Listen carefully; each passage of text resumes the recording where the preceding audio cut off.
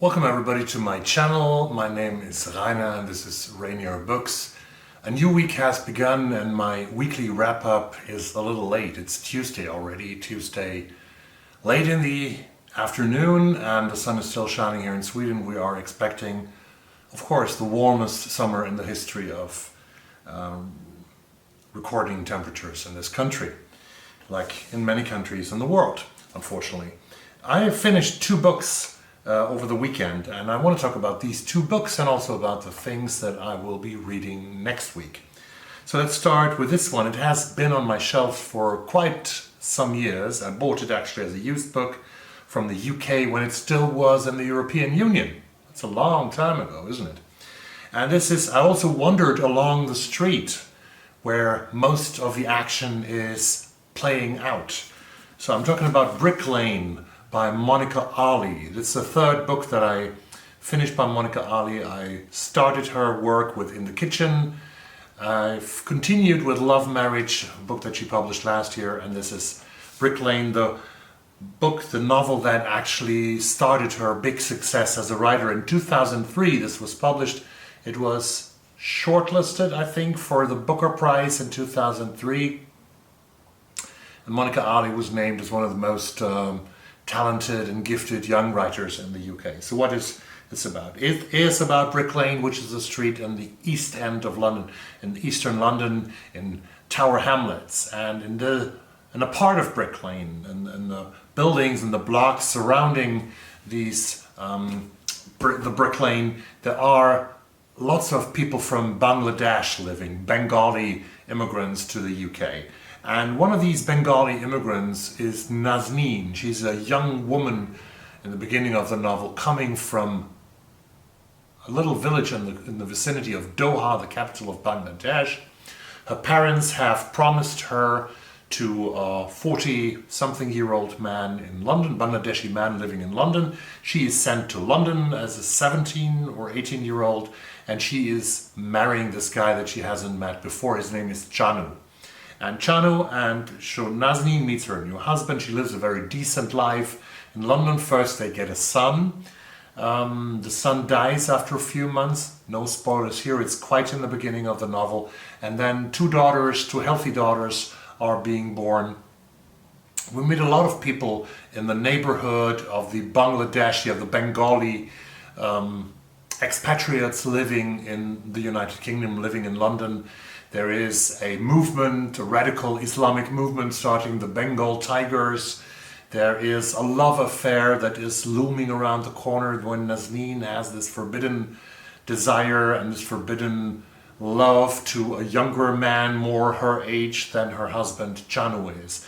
Chanu is a man who is depicted, with a lot of warmth in this novel. He is a man who is always dreaming a lot and always talking a lot of the things that he's going to do, the plans he's having, the exams that he's going to take, but he never really has huge or even success at all. So he's just a talker. But he's a nice guy, he's a decent man, and it's not his fault that Nazneen is sent to him, that this sort of arrangement exists in some parts at least of the Bengali, of the Bangladesh culture of the 1980s and 90s. We also experience later in the novel 9/11 and the impact that it has on these people.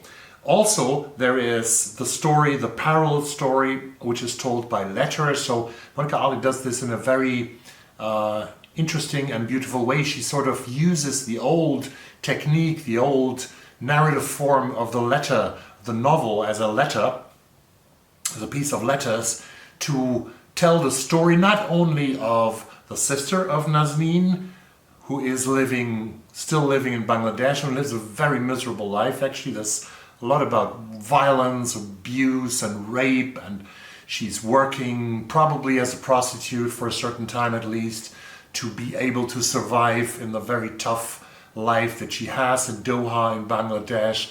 But the sister of Nazneen is also sort of bringing the time, she makes the time move, because a couple of years are only told by a letter of the sisters that she's sending to London to her sister.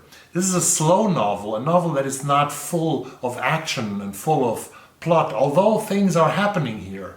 The characters that Monica Ali depicts are all described and all built with a lot of flesh and blood, I would say. Very real and authentic characters. And the author, and that I think is a great achievement of her, she's not despising or hating or judging any of the characters, not even Chanu, the husband, or not even Mrs. Islam, a woman who is a little bit older. She's an old lady and she's always sort of making jokes. There's a lot of humor actually also in the novel that I find in the characters of Chanu and also of Mrs. Islam. Mrs. Islam is something like a loan shark, which is actually not allowed in Islam to lend out money, but she does it. And she gives money to Chanu, and Nazneen is trying to sew things, to sew pants and trousers and shirts, to earn money to pay back the money that they owe to Mrs. Islam. This is a great novel. I'm really confused a little bit by the low ranking it has on Goodreads, but when you read some of the reviews on Goodreads, I always do that when I've finished with a book. I never do that while I'm reading or before I'm reading. I always do that afterwards because I want to have sort of a clean sheet. I want to have a clean impression of what I'm reading. And I'm actually always already telling much too much about the novel for listeners who are not just interested in a deeper review of this book. So, yeah. I will make a deeper review of this book, I promise.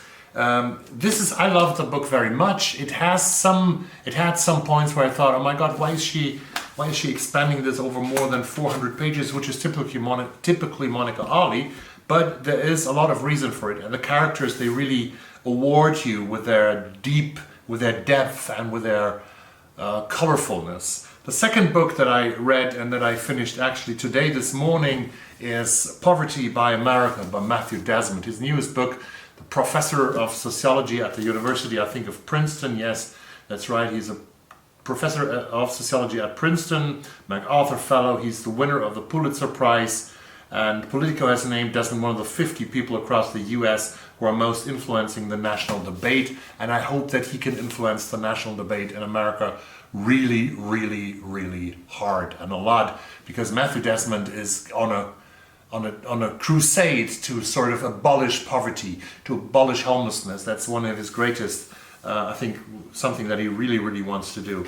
And it ends with, I want to read you a little bit that I read this morning loud, and I was really impressed by it. It sounds almost like the speech of a politician who is running for president. And this book actually tells us that the poverty that is in America, and the richest country on earth, is a thing that could be abolished, that could be ended easily if people just wanted to do it. And he also shows a lot of how middle class and upper class people profit from the poverty, profit from that there are so many millions who are very poor in the United States. He shows that in a lot of examples, in a lot of studies, in a lot of figures, and a lot of statistics. It makes you wonder, is all the rhetoric around political polarization just another kind of scarcity diversion? Just another way to narrow our vision so that an emancipated future remains outside of our field of view? The conversation is, oh, this issue is so polarizing, we're so polarized, we think so differently, Saru told me. And it's just such bullshit. We are not polarized from each other. We are polarized from our electeds. The majority of Americans believe the economy is benefiting the rich and harming the poor. The majority believe the rich aren't paying their fair share in taxes. The majority support a $15 federal minimum wage. Why then aren't our elected officials representing the will of the people? This we must demand of them. Whose fight is this? If you are homeless or unemployed, a person with disabilities on a fixed income, if you have been exploited and excluded, incarcerated or evicted, this is your fight.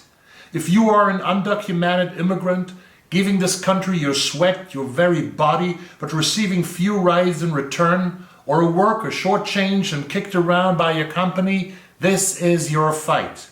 If you are one of the tens of millions of Americans scraping, pinching, living paycheck to paycheck, floating somewhere between poverty and security, this is your fight. If you are a young person fed up not only with impossible expensive cities and $100,000 college degrees, but also with polite excuses and insipid justifications for why things are the way they are. This is your fight. If you have found security and prosperity and wish the same for your neighbors, if you demand a dignified life for all people in America, if you love fairness and justice and want no part in exploitation for personal gain, if all the hardship in your country violates your sense of decency, this is your fight.